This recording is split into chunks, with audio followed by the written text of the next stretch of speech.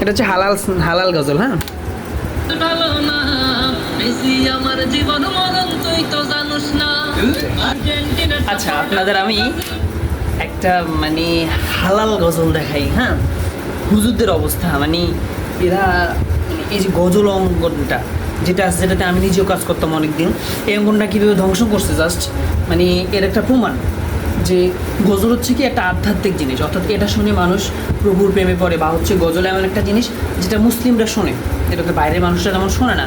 And এটা শুনে কি আমাদের একটা, যেহেতু মিউজিক খারাপ সুতরাং ওগুলো শোনা যাবে না, সুতরাং মানুষ কি গজল শোনে, এবং যারা আছে মুসলিম আছে যারা একটু দিনের প্রতি মানে ঝুঁকে পড়া বা হচ্ছে মানে যে মেনে চলে, তাদের জন্য এটা বেস্ট গজল শুনে। তো গজলের ভিতরে যদি এরকম হয়, মানে গজল যদি এগুলো বানানো হয়, তাহলে আর গজলটা গজল থাকে কীভাবে? গজল আর গানের মধ্যে তো তাহলে কোনো তফাৎ থাকে না। ইদানিং আমরা দেখেছি কি, এই যে কিছুদিন আগে গেল একজন কী করছে কি, গান ওই যে মানে গানের সুরে গজল গাইছে সে।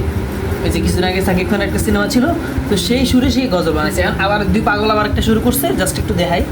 এই যে এটা হচ্ছে হালাল হালাল গজল। হ্যাঁ, ভালো না মেসি আমার জীবন মরণ তুই তো জানোস না আর্জেন্টিনা সাপোর্ট আমি ব্রাজিল ভালো না মেসি আমার জীবন মরণ তুই তো জানোস না মেসির নামে বললে কিছু করে দেব গুলি। আসলে এটা কেমন গজল? মানে এটা এটা প্রশ্ন থাকে যে এটা কেমন গজল। অ্যান্ড এটা ফেসবুকে আমি দেখলাম জাস্ট, অ্যান্ড তারপরে এসে শুনলাম, দেখলাম তাহলে উনি গজল আর গানের মধ্যে তাহলে তফাৎটা থাকলো কেমনে?